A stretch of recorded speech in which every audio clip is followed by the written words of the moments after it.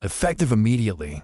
You're done here. The words hit like a gavel slamming down on bone. In a room lined with glass and gloss, where silence usually meant control, that sentence fractured everything. The boardroom of Devlin Systems, 47th floor, 11:02 a.m. Polished mahogany table, frosted wall art, and 12 suits who thought they still ran the world. At the head of the table sat Malcolm Reed, calm, composed, and now ousted. The chairman, Gerald Voss, didn't look up when he delivered the blow. His voice was clipped, clinical. A thin smile played on his lips, not joy, something colder. We took a vote. You're no longer CEO. Pack your things. Someone coughed. Someone else shifted in their leather chair. But no one spoke up. Not yet. Malcolm didn't blink, didn't flinch. No outburst. No defense. Just a slow exhale, like a man who saw it coming. Like a man who let it. He stood, not rushed, not rattled. Wore no tie. Just a crisp white shirt, sleeves rolled, a fountain pen still clipped to the collar. You're making a mistake, he said simply. Gerald scoffed. No, we're correcting one. Then another voice, quieter, laced with venom. Cynthia Lau, CFO. This company needs vision, not charity. The board doesn't answer to community projects. She didn't say black. She didn't have to. Across the table, Eli Morrison, head of global strategy, added, You have potential, Malcolm, but you forgot who this company serves. Malcolm looked at him, eyes steady, unreadable, then turned to the only black person in the room besides himself, Kendra, the junior board secretary, standing at the glass door, eyes wide, fingers tight around her clipboard. She'd been there barely a month. She saw everything. Malcolm walked toward the door. No box, no laptop, just a pen. But before stepping out, he paused, turned halfway, and said, Has the resolution been recorded in the minutes? Gerald shrugged. Does it matter? Malcolm nodded once. It will. Then he left. Silence didn't return to the boardroom. It just mutated into unease. Because outside those doors, something had shifted, and none of them saw the tremor coming. Before we continue, where are you watching from? Drop your city or country in the comments below. And if you believe in dignity and justice, hit like and subscribe. These stories spark change, and we're glad you're here. Now, back to Malcolm. The door clicked shut behind Malcolm, but the ripple it left inside the boardroom lingered. Down the corridor, he walked like a man late for nothing, each step measured, each breath steady. The kind of silence that follows storms or prefaces them. He didn't head to his office, didn't stop by legal. Instead, he took the elevator straight to B3, the parking level no one ever used, except one. Rafael Soto, 52, his driver for 8 years, stood leaning against a matte black Mercedes. Arms crossed, Bluetooth earpiece glowing. Malcolm stepped in without a word. The door shut. You good?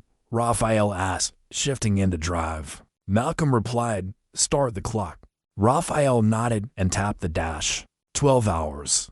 That was the window. Inside the car, Malcolm removed the pen from his collar and twisted its top once, quietly activating the proxy protocol.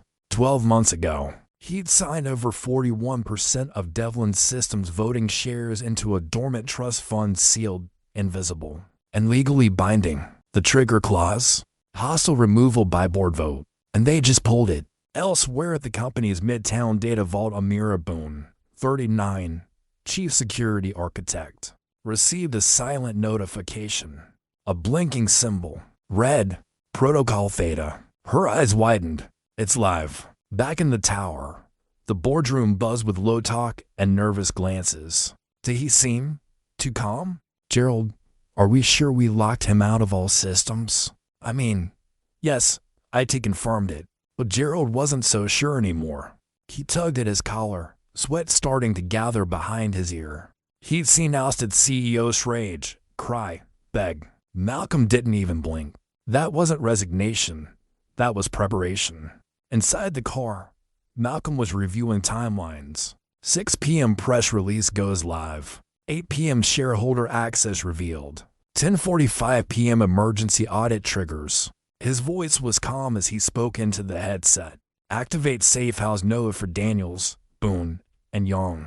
Pull archive tapes from last 6 board meetings. And log external trading activity 24 hours prior to the vote. A pause. And contact Irene. Tell her, I forgive her. The phone call lasted under a minute, but the echoes of it stretched across 6 city blocks. Upstairs, Kendra, still shaken, sat at her desk flipping through meeting notes. The moment Malcolm looked at her, not scared, not angry, just calm, she opened her inbox. A new message. Subject line. Don't say anything yet, just watch. Attached was a timestamped video from 6 weeks ago. Boardroom cam, unfiltered. Gerald saying, he'll never see it coming. Cynthia adding, by the time he does, we'll have sanitized everything. Back in the car, Raphael turned down the side street. You ready? Malcolm adjusted his watch. I was ready 12 months ago. Then, almost to himself, they think they fired me today, but they just signed the company over.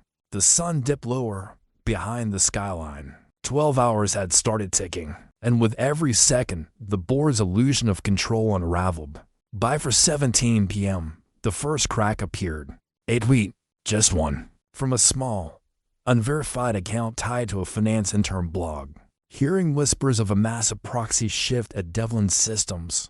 Someone's flipping the board. It got 10 likes. Then a quote tweet from a mid-tier tech analyst. Then another. And within the hour, TechCrunch, Forbes, and CNBC all had inboxes flooded with the same question. Who just took over Devlin Systems? Inside the tower, the air was no longer still. It was tight. Gerald leaned over the 27th floor war room table, voice sharp. Where the hell is this coming from? Cynthia replied without looking up, scrolling her phone furiously. Reddit's picking it up, but it's fragmented, no names. Yet, they didn't see the whisper was by design. Controlled combustion. A quiet blaze Malcolm had lit 11 hours, 43 minutes ago. At 4:38 p.m., Malcolm sat in a corner booth of Brenton's Cafe, a no-name spot near Union Square. His phone face down, coffee untouched. Across from him sat Jonas Hale, 63, former SEC investigator turned corporate watchdog. You're sure about this? Jonas asked, leaning in. Malcolm replied, voice low but level. They forged votes, falsified board minutes, and moved shares pre-announcement. You've seen the logs. Jonas nodded, lips tight. I have. And when the dust clears, Malcolm continued, you'll get everything. Jonas stared at him. You're not just trying to win this, are you? Malcolm met his eyes. I'm ending it. Back at Devlin, the hallway monitors began glitching. A company-wide error code. Protocol Theta. Compliance redacted. IT scrambled. Legal fumbled. At 5:12 p.m., Kendra received another anonymous email. Subject, redaction request ignored. Body, they erased it from the servers, but not from the building. Attached was an audio file. She plugged in headphones. The voices were clear. Cynthia, Malcolm's to public. We need to gut him fast and make it clean. Gerald, then we fabricate. Tell Pierre he pushed a day agenda that tanked revenue. Her hand shook. She paused the tape. Then she hit forward. 2. internal.audit@devlinsys.com. By 5:41 p.m., the tremor was now a fault line. Shareholders began calling. To board members went dark. The PR director slipped out for a quick call and never returned. In the HR Slack channel, someone posted, did anyone else get the weird compliance lockout? No one replied, but 20 people saw it. Meanwhile, Malcolm entered a side door to a building with no signage. 3rd floor, an old architecture firm he'd bought under a shell company last year, now wired top to bottom with servers. Inside, Amira Boone waited. They're trying to shut down internal access, she said. Malcolm nodded. Let them. He tapped the console screen. Deploy firewall mirror. Let them think they blocked us. And the vault? He paused. Open it. Timestamp everything. Public read mode, 7 p.m. sharp. Amira raised an eyebrow. You're exposing the entire board. All but one. She didn't ask who. She already knew. And as the sun dipped below the skyline, the world didn't know it yet, but Devlin Systems had already changed hands. Only the old board hadn't realized. They were now guests in someone else's house. By 6:04 p.m., the Devlin Systems boardroom no longer felt like a center of command. It felt like a sinking ship. The room that once held power now held panic. Cynthia's voice was sharp, slicing the air. "We have to control the narrative before the East Coast closes." Gerald snapped back. "Control what? We don't even know who leaked the documents." Eli paced by the window, tapping a pen against his palm. "The shareholders are asking about the trust. That's not a rumor. Someone fed them details." No one looked at the screen behind them, where CNBC now ran a red banner. "Breaking. Unverified reports of hostile stake reversal at Devlin Systems." In the corner, Yusuf Khan, head of legal, loosened his tie. "We need to call a vote," he said quietly. "Emergency reinstatement. Bring Malcolm back." Gerald cut in, furious. "Absolutely not." "Then we're dead," Yusuf snapped. "You don't get it. If what I'm seeing is true, he's the majority now." A beat of silence. Then Cynthia whispered the words none of them wanted to hear. "He played us." At 6:18 p.m., in a nondescript loft 10 blocks away, Malcolm stood in front of a whiteboard covered in timelines. Behind him, Amira. On the screen, Jonas. And now joining remotely, Irene Walsh, former Devlin board member, the one who didn't vote. She stared into the camera, expression hard. "You told me it was just a contingency," she said. "Not this." Malcolm replied, calm but absolute. "It was a contingency, until they turned it into a coup." Irene closed her eyes briefly, then opened them. "I'll vote with you." Back at Devlin headquarters, Kendra sat in a silent cubicle. She had printed the leaked audio. She had the email logs, and she had a choice. She looked down at the flash drive on her lap, then up at the hallway clock. 6:31 p.m. Malcolm's message came through. "When the time is right, speak, not before." She nodded, even though no one was there to see it. Then she stood up. In the boardroom, the arguing had turned to shouting. "Gerald, we bury it. We draft a counterpress. We say he forged the trust. Cynthia, that'll blow back. SEC will eat us alive. Eli, what if we flip it? Say it was a diversity stunt gone wrong." The door creaked open. Kendra stepped in. 12 heads turned. She walked slowly to the table. No paper, no folder, just the flash drive. She placed it in the center. "No stunt," she said. "No scam. You didn't fire Malcolm because he failed. You fired him because he didn't fit your image of success." Gerald sneered. "You don't get to lecture this room." "I'm not here to lecture," Kendra said. "I'm here to confirm. That drive contains proof of collusion, forgery, and intent to mislead shareholders." Cynthia stood up. "You'll be sued." "Already filed for whistleblower protection," Kendra replied. Eli stepped back, hands half raised. "What do you want?" Kendra turned toward the screen now flashing 6:44 p.m. She smiled faintly. "I want you to sit still and watch what happens at 7. Outside the building, in homes and offices and coffee shops across the country. Thousands were preparing to do just that, because at 7 p.m., Malcolm Reed would go live. And he wouldn't just reveal the truth. He'd reveal who still believed in it. 7 p.m. sharp.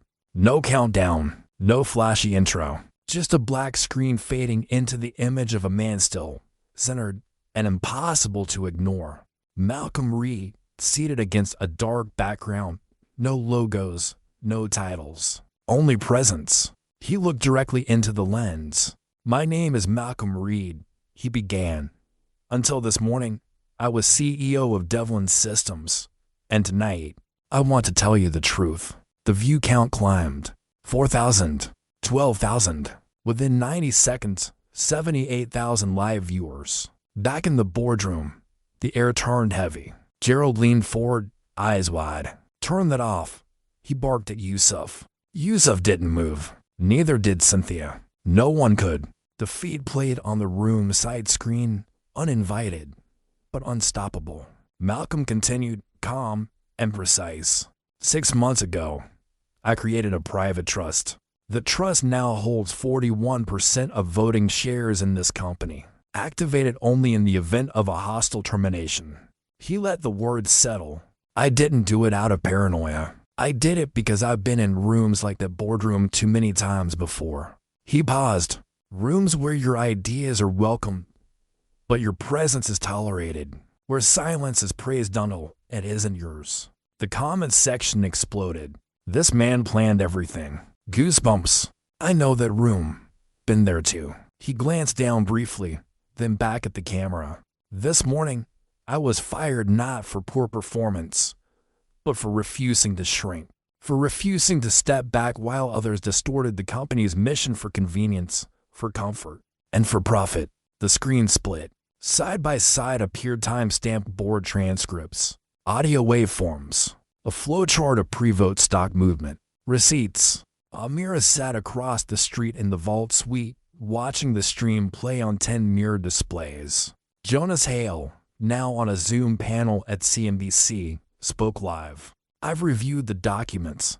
This wasn't a spontaneous vote. It was a coordinated removal strategic, deliberate, and in violation of federal corporate code. Back in the boardroom, Ellie's phone buzzed violently. 3 shareholder reps had just texted him. We're with Malcolm. Fix this, or we walk. Cynthia slumped in her chair.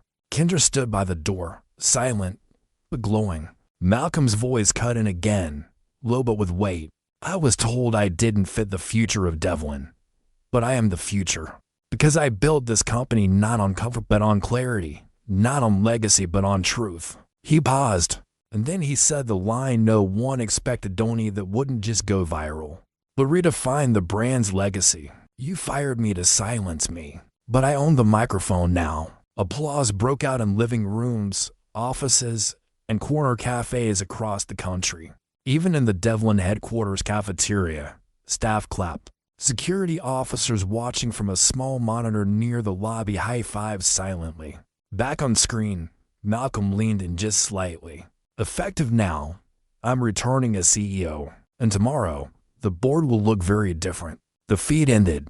The silence it left behind wasn't empty. It was electric. In the boardroom, Gerald stood up to fast and knocked over a glass. Cynthia looked down, finally understanding. This wasn't just a live stream. It was a funeral for their version of power. 8:12 p.m. Devlin Systems HQ. Main lobby. The revolving doors spun slowly, like they knew what was coming. Malcolm Reed stepped through them not as a visitor, not as a guest. As the man now holding the reins, he didn't bring lawyers. No entourage. Just Raphael behind him, silent and steady. The security guard at the front descanter stood up fast. Sir, the second saw the stream. Malcolm nodded once. Then you know I'm not here for a meeting. Andre glanced at the access pad. Malcolm pulled out his badge. Green light. The scanner beeped once a clear, unquestionable. The building still remembered who he was. Upstairs, Gerald was pacing, sweat on his collar, phone glued to his ear. No, listen to me. If we stall until market open, we can frame it as a restructuring. We say it was mutual, strategic. Nobody needs to panic. Ding. The elevator. He turned, and his voice caught in his throat. Malcolm stepped into the boardroom, alone, but not powerless. Not anymore. I believe this seat was mine, Malcolm said, nodding to the empty head chair. Gerald stammered, "Yo, I can't just." "Check the share registry," Malcolm interrupted, voice even. "It updated 42 minutes ago." Yusuf reached for his tablet. Cynthia already had. Her hand trembled as she turned the screen to face the room. Malcolm, 41%. Voting rights, active. He took his seat and hurried, unapologetic. "You tried to erase me," he said, folding his hands on the table. "But erasing doesn't work when the ink writes itself." No one spoke. He turned to Cynthia. "You forged 3 sign-offs. I have them time-stamped. Legal is already processing your exit." She flinched. "You don't have that authority." "You're right," he replied, "but the board does." He tapped the mic from the hallway. The sound of voices approaching. One by one, the doors opened, revealing 3 new board members. Irene Walsh, Kendra James, and a surprise, Jonas Hale, appointed by emergency shareholder vote. Gerald stood up, red-faced. "This is a sham." "It's justice," Malcolm replied, long delayed, but not denied. Across town, news outlets pushed headlines. Malcolm Reed reinstated. Devlin Board purge midnight shakeup. Reddit threads exploded. CNBC ran side-by-sides of Gerald's firing vote and Malcolm's live stream. The people weren't just watching, they were choosing sides. And the scale tipped loud and clear. Back in the room, Malcolm looked around once more. Measured, decisive. "You spent your time building narratives. I spent mine building the structure to outlast them."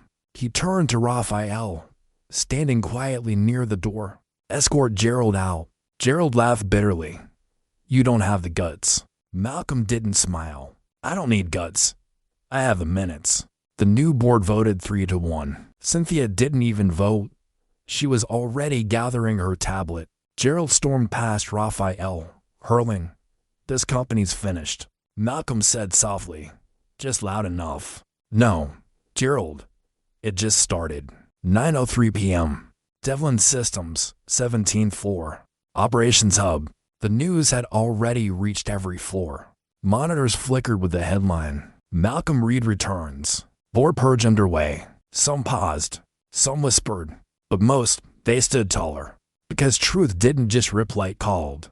Jada Whitmore, 29, a junior engineer, stared at her screen, hands trembling. For 3 months, she kept her head down, watched decisions made without her input, heard her name skipped in credit meetings, told it was seniority, but she knew what it was. Now, watching Malcolm reclaim the chair, she felt something shift. Something ancient and present all at once. Permission. She stood up, walked to the internal comms desk, typed 3 words. "Ready when you are." 17 floors above, Malcolm sat alone in the glass-walled CEO office. He hadn't touched the leather chair in hours, just watched the city glow beneath him. His phone buzzed. "Amira, they're moving." "Jonas, internal testimonies are flooding in." He nodded slowly, then turned as the door opened. Kendra stepped in, flash drive in hand. "They sent it," she said. "The engineers, the finance juniors, even legal interns. All of them." She placed the drive on the desk like it was an offering, or a verdict. Malcolm didn't reach for it, just looked her in the eyes. "You ever wonder," he said quietly, "how many people stayed quiet not out of fear but because no one ever stayed long enough to listen?" Kendra's voice cracked. "I stayed." Malcolm nodded. "I know." Downstairs, the internal Slack channels lit up with a new thread. Voice unfiltered. Jada posted first. Then Marcus Lee, a shy data analyst who never spoke in meetings, shared a screenshot. A project Malcolm had approved that others tried to bury. Attached was one line. "He saw what we were building. Now let's help him finish it." At 9:27 p.m., a new memo hit every inbox company-wide. From Office of the CEO. Subject, Truth and Transition. "Tonight, we begin a full audit of leadership conduct over the past 18 months. If you've experienced silencing, dismissal, or misconduct, this is your time. You will be heard. You will not be punished. Send everything." This time, the walls listened back. No logos, no HR jargon, just clarity. Back in the lobby, the night janitor Howard, who'd seen more 3 a.m. meetings than most VPs, turned to his partner. "He's really back," he whispered. The other nodded. "Told you, quiet ones always are." On the 19th floor, Elena Brooks, head of diversity and ethics, who had filed 3 complaints, the board ignored Idris of her own. Notification. Case 193A reopened. Her eyes filled, but she smiled through it. The building was finally breathing again, and in the quiet of his office, Malcolm finally sat down, not to rest, to listen. Because leadership wasn't the microphone, it was what you did after you earned it. 10:11 p.m. The inbox cracked. Subject lines poured in like rain on glass. About the marketing exec who blocked promotions. Finance team audit cover-up screenshots inside. Heard, but never helped. Here's my story. Malcolm sat at his desk, hands folded, watching the dashboard light up. Dozens, then hundreds. A wave that couldn't be damned anymore. Across the screen, a map of internal departments blinked at each pulse, a voice once silenced, now awake. In the corner of the room, Amira patched into the internal archive. She turned to Malcolm. Some of these files, they date back years. You weren't just fired, you were targeted. Malcolm exhaled through his nose. They were never afraid of me being wrong. They were afraid of me being right for the wrong crowd. He tapped the screen once. Sort by discipline reports ignored. Let's start there. Down in human resources, Elena Brooks stayed late. Alone. She watched her own name rise in an internal memo. Cases originally closed without cause being reopened for ethical audit. It was the first time, and for years she'd seen that line. And believed it. Her eyes scanned a list.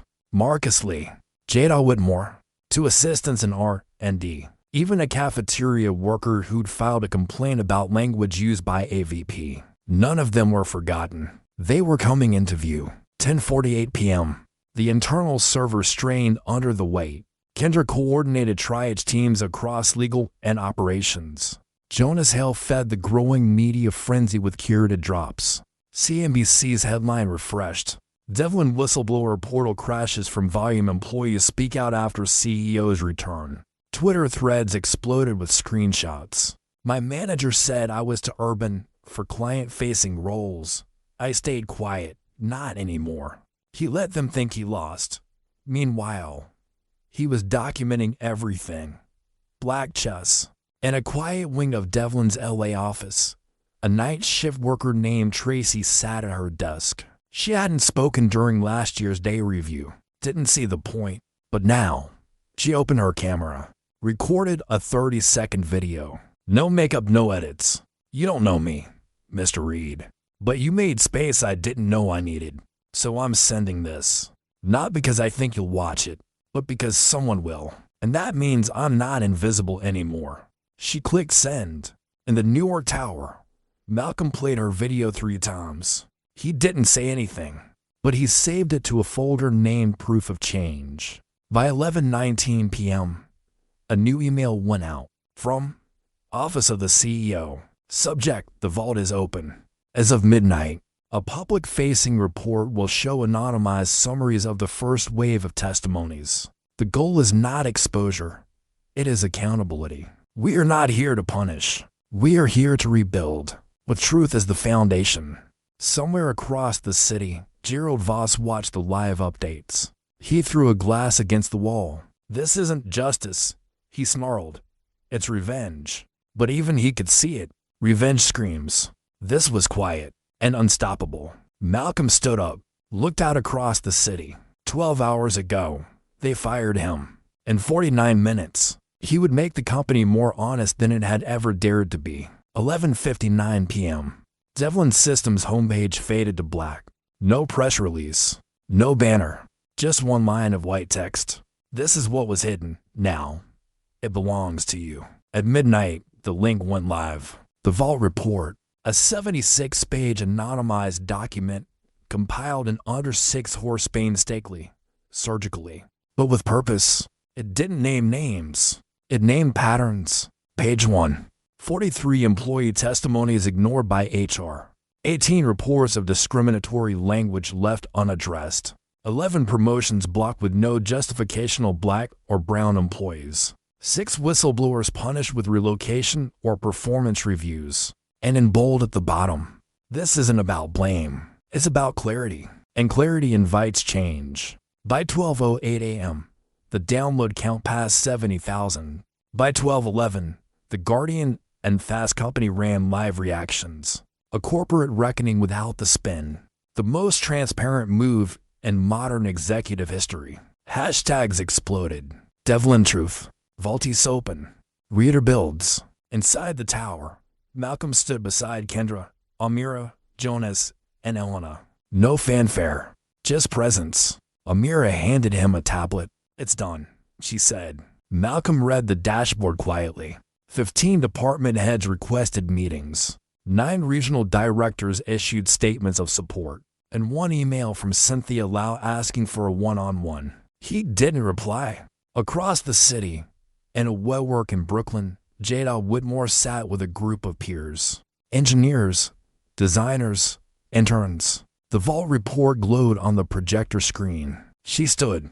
"I thought if I stayed silent, I could survive here," she said. Turns out, silence was the slowest form of exit. Someone whispered. He flipped the script. Jada corrected them. "No." He returned the pen. At 12:24 a.m., Malcolm opened the floor on Devlin's internal live stream. Employees could submit 1 question anonymous or signed. He read them aloud. "What happens next? Will we be safe to speak? Why did you wait?" He answered each slowly. "The next 90 days will define our future. Yes, you're safe. That's the point. And I waited because no revolution should be impulsive. It should be unmistakable." 12:35 a.m. The vault report was mirrored onto Devlin's public investor page. Some tried to stop it. Legal teams stalled. But the board's new majority overruled them. Transparency wasn't optional anymore. It was policy. Meanwhile, Gerald Voss sat in his condo, scrolling through the document. The line that stopped him wasn't about racism or power. It was this. They thought silence was compliance. "We just didn't have a platform. Now we do." He muttered to himself, bitter. He's turning victims into a movement. But even he knew, movements move markets, and Devlin was no longer his to control. At the tower, Malcolm stood once more before the same glass that watched him fall 12 hours ago. He didn't smile, didn't raise his arms like a hero. He simply whispered to himself. This was never about saving face. It was about saving the space. 6:03 a.m. Devlin Systems, Investor Relations floor. The phones rang before the sun rose. Not with questions, with ultimatums. "We want clarity on executive involvement in the vault cases. What are the board's next steps to restore integrity? If Reed isn't in full control, our capital walks." By 6:17 a.m., 5 of Devlin's top institutional investors have formed a coalition. A new phrase appeared in their group memo: leadership accountability or leveraged exit. At 6:29 a.m., CNN Business went live from outside Devlin's HQ. Anchor's voice crisp. In a historic 12-hour reversal, Malcolm Reed has not only reclaimed his role as CEO, but ignited what analysts are calling a blueprint for corporate justice. On screen, footage rolled, employees applauding, Slack threads surfacing, screenshots of the vault report going viral. In the corner, a single line scrolled. Power no longer whispers, it documents. Inside the building, Gerald's name vanished from the internal directory. Cynthia's email bounced back as deactivated. Eli resigned quietly at 4:42 a.m. No press, no speech. They weren't forced out by fury. They were outlived by truth. Malcolm entered the strategy room. No suit, no laptop, just a single sheet of paper. He placed it on the table. Kendra, Amira, Jonas, Elena all gathered. At the top, it read, Restoration Protocol, Phase 1. Bullet points followed. Appoint Independent Oversight Council. Mandatory Leadership Ethics Review. Public Compensation Transparency. Anonymous Testimony Archive Permanent Access. Jonas leaned in. You're not just cleaning house. You're rebuilding the foundation. Malcolm nodded. I'm not here to survive them. I'm here to replace the conditions that created them. Back in the lobby, a crowd began forming. Media vans, reporters, but also employees, line workers, mailroom staffed engineers, some in Devlin lanyards, some in plain tees, all watching the doors, waiting for the man who turned a firing into a future. Meanwhile, in a closed-door meeting at the SEC, a senior compliance officer slid the vault report across the table. Devlin's leadership ignored this for years, he said, but the new team. He paused. They published it themselves. That changes everything. The folder was stamped. Case for 7C. Self-disclosure with systemic integrity. By 7:02 a.m., Devlin Systems was trending on every major platform. But for once, not because of scandal, because of structure. News outlets framed it not as a meltdown, but a metamorphosis, a new precedent in corporate governance, not forced by regulators, not incited by boycotts, driven by the target himself. At his desk, Malcolm read a text from Raphael. "Cameras outside. You stepping out." He replied simply, "In 10. They can wait. I've waited longer." Then turned to a stack of employee letters being reviewed. Every one handwritten, every one stamped read. No names, no fanfare, just stories. He closed the folder, then said to the room, "We lead differently now. Not louder, just clearer." Amira raised her coffee. To the quiet ones who prepared the storm, Malcolm clinked his glass gently. To those who were never weak, just never had the microphone. 8:45 a.m. Devlin Systems headquarters. South Atrium Press Assembly. Dozens of cameras, 200 journalists, and one microphone. The same boardroom that silenced Malcolm Reed 24 hours earlier had now been cleared, reconfigured, for a statement, not a spectacle. No podium, just a circle of chairs, unranked, unassigned. Malcolm stepped into the light. He wore no tie, no lapel pin, just clarity in his eyes. The room hushed. A CNN anchor whispered off camera, "This isn't a press conference. It's a message." Malcolm sat, then spoke. "Good morning. My name is Malcolm Reed, and this time yesterday, I was fired." Murmurs across the crowd. I was fired by a system pretending to be a board, a system that mistook comfort for leadership and feared change more than collapse. He looked directly into the cameras. "But I'm not here to gloat. I'm here to build." He gestured behind him toward a transparent screen now displaying 3 words: integrity, structure, access. "These aren't buzzwords," he continued. "They're blueprints." A journalist called out, "Are you saying the old board was corrupt?" Malcolm didn't flinch. "I'm saying they were comfortable. And when comfort meets power without consequence, the result is erosion. Silent, slow, systemic." Another reporter. "What do you say to CEOs watching this, afraid you've just opened the floodgates?" Malcolm leaned forward. "I didn't open them. I documented the flood. On social media, the live stream surged past 1.2 million viewers. A trending thread read, 'This isn't cancel culture. It's consequence culture with receipts.'" Another. "Malcolm Reed didn't return with a vengeance. He returned with version control." Back in the atrium, Malcolm stood now. "But let's be clear, this isn't just about Devlin Systems. This is about every room where silence cost someone their dignity, where culture was used as camouflage, where accountability was framed as attack." The screen behind him shifted again, now displaying the first line of the Vault report. "This is not about blame. This is about clarity." He paused, then delivered the line that would echo across boardrooms for years. "We don't lead to preserve privilege. We lead to prevent repeat." Cameras flashed, but the crowd didn't cheer. They stood, not in applause, in recognition. Later that morning, the Financial Times ran a front-page headline, "The Reed Doctrine, Ethics as Infrastructure." Meanwhile, Fortune magazine published a special editorial. What if power didn't mean silence? What if being the only black voice in the room didn't mean being the last to speak? Across the country, boardrooms shifted. Companies rushed to review whistleblower policies.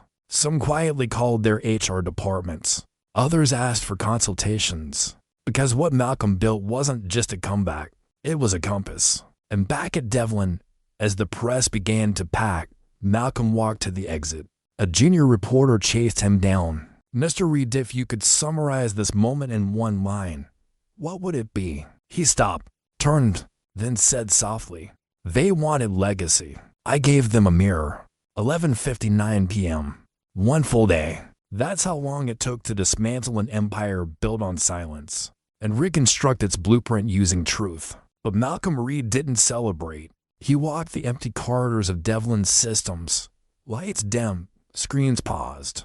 This was the hour where noise faded, where ego couldn't hide behind applause. And that's exactly where he liked it.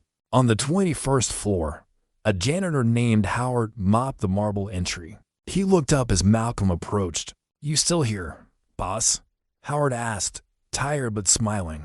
Malcolm nodded, still walking. Howard leaned on the handle. "I've seen them come and go. Loud ones, smart ones.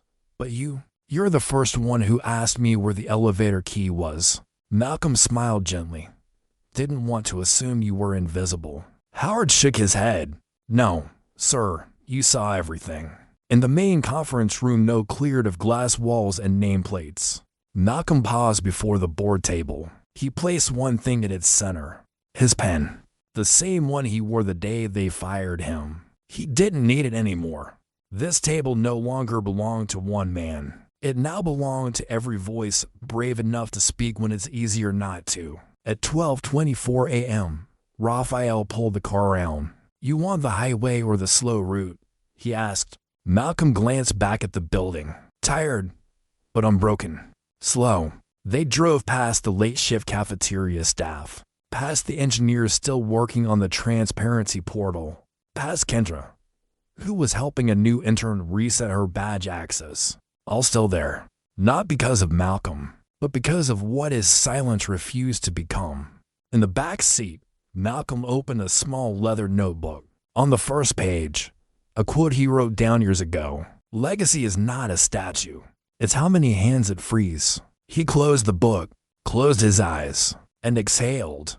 Across the country, in homes and offices and dorm rooms, people weren't talking about a corporate comeback. They were talking about something else. A new kind of leadership, one that didn't shout its credentials, but proved them in pressure.